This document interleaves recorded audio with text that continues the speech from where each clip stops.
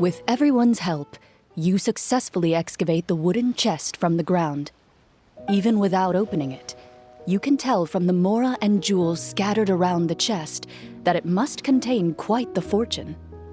Makes sense. We worked hard for this. Let's open it and we can share what's inside. I can understand your excitement, Paimon, but think about it.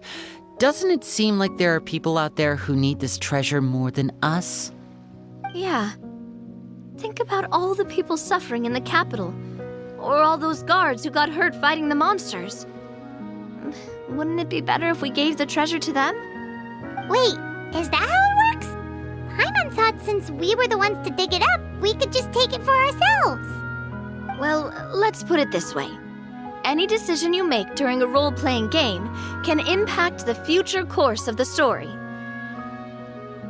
But would the people really believe us? It's hard enough for us to prove we're Marcia hunters. What if they think we procured the treasure illegally? They might get even more suspicious of us. That's definitely something we should consider. Maybe we can come up with an explanation in advance. Well, if donating it could cause that much trouble, why don't we use it to buy some gear and fill up on good food? Then we'll be ready to fight even more bad guys. Looks like you're facing a difficult choice once again. Well, it's getting late. Why don't we call it a day for now? Wow, where did the time go? I'm not sure if it's because I'm having so much fun with you all or because the story is particularly enticing, but I feel like I could almost keep going. Here, here. Ooh, how about we play through the night? I'm not sure I'll have enough energy for that.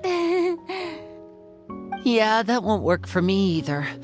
Lynette will give me an earful if I get home too late. I understand how you feel, Navia, but we have to change venues for the next part of the story anyway. Huh? Another location? There's a special note for the GM at the end of this section that says to proceed to an indoor set for the next part of the script. Whoa, they really pulled out all the stops for this new script. Well, even if we end the game for the day, we can still stay on more about the history of the hunters. Something tells me you just want to finish the free desserts before we break for the day. That's just a coincidence, okay? Besides, to Paimon, not finishing free food feels even worse than having to buy her own. And anyway, Paimon really does want to hear more about Cloran's master. Well... It's nothing. I appreciate the concern, but it's all in the past. It won't do any harm to share these things now.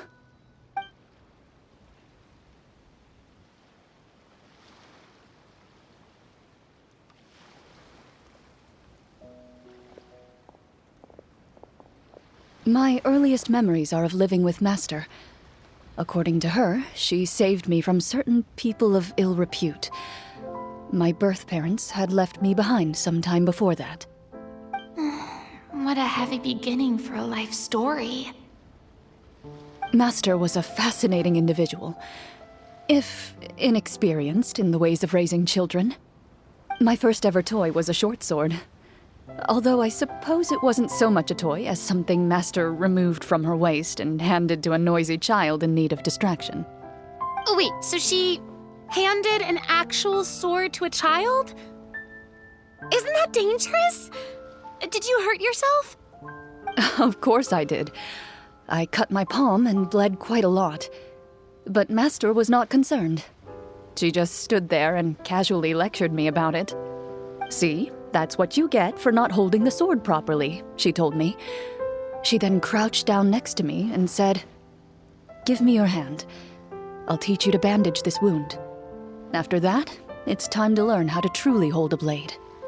Excuse me for asking this, Clorand, but how old were you exactly when all this happened?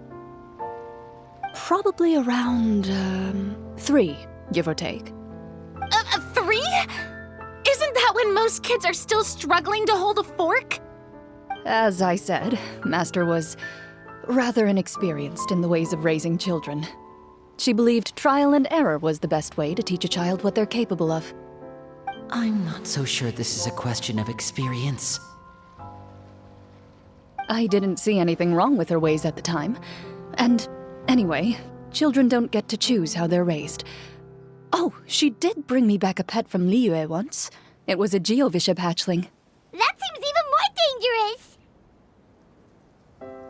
What she said was this: make sure to get along, you two. If you really can't agree on something, just settle it with a fight.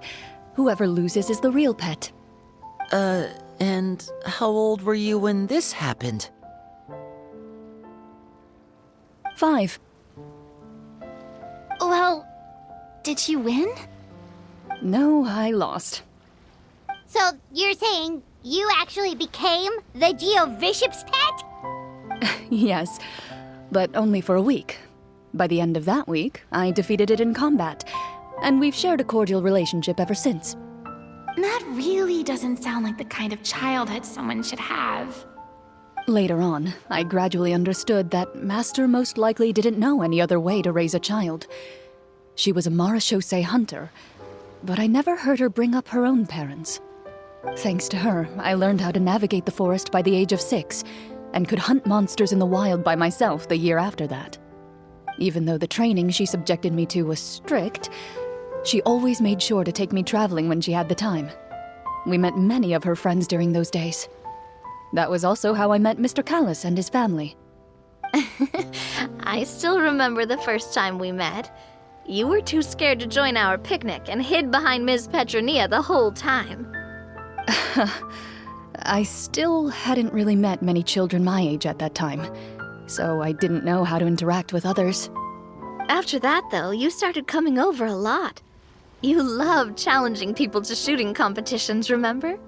I don't think many members of the Spina ever beat you in one of those. I had a lot of fun during those days. I enjoyed them too. Oh, do you remember that one time we went exploring around the Spina together? We overheard Papa call your master Fontaine's Protector of Justice. We tried to pretend like we never heard anything, but you nearly let it slip that one time.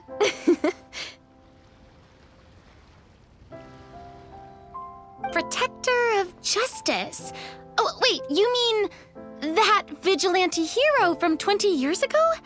The one who is always active at night? Yep, that would be her. She often would put on a black cloak and go out at night.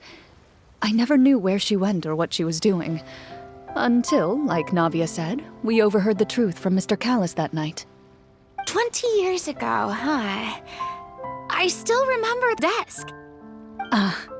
My apologies. Oh, there's no need to apologize. You had nothing to do with it. And anyway, everything she did was for a good cause. Although, calling herself the Protector of Order was a bit much. Especially when she deliberately operated outside the law. Huh? When did the Protector of Justice become the Protector of Order? Oh, she had a bunch of code names. I heard she would just come up with a name on the spot whenever she was asked. Later on, she probably got sick of answering those questions and decided to stick to just 2. The Protector of Justice and the Protector of Order. That sounds like her, all right. I bet she forgot which of the 2 she'd use by the time she got back each night. Well, she certainly sounds like a fascinating individual. With her strong sense of justice, it's no surprise her student followed in her footsteps. It's true. I always wanted to become like her. Someone powerful, independent, and with a strong sense of conviction. But...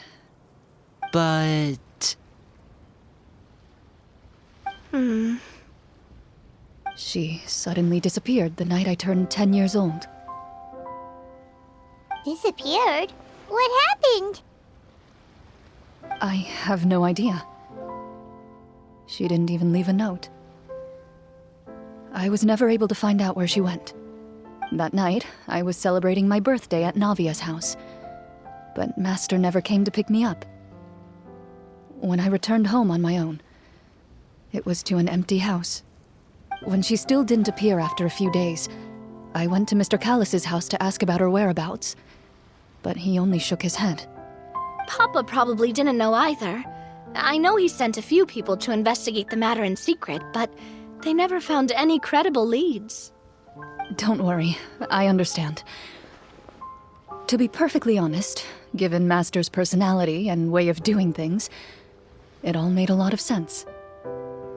If I had to guess, I'd say she probably used it as an opportunity to force me to become independent. Just like how, when a litter of kittens reaches a certain age, the mother willingly leaves them behind. Were you upset, Clorand?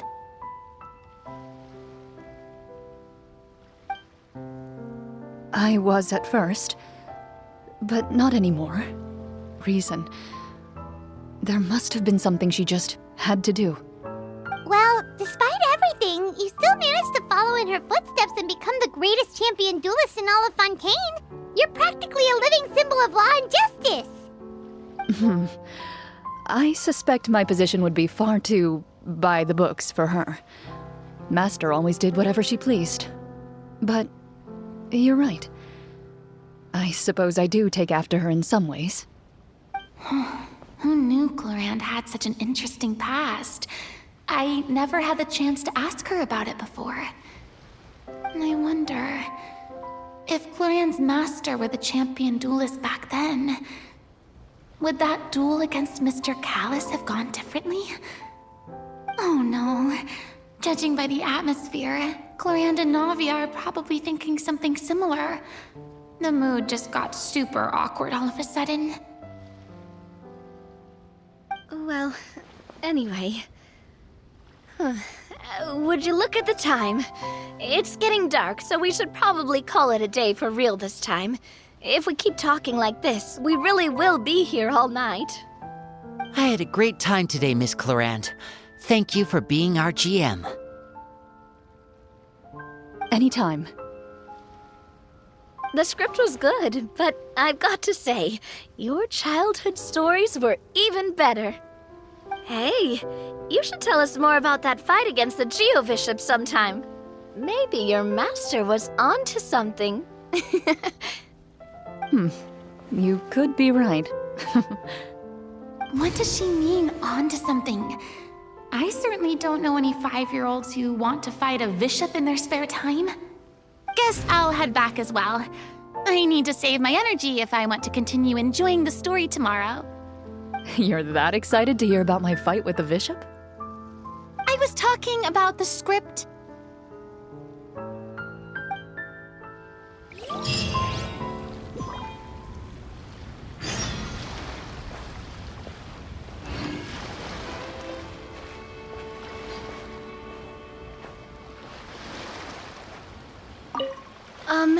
Just between the two of us, could you tell me what it was like to be the Geo-Bishop's pet? It was nothing special, really. Geo-Bishops don't understand the concept of a pet. So basically, it just headbutted me whenever I entered its territory.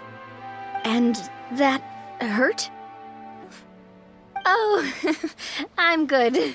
Thanks.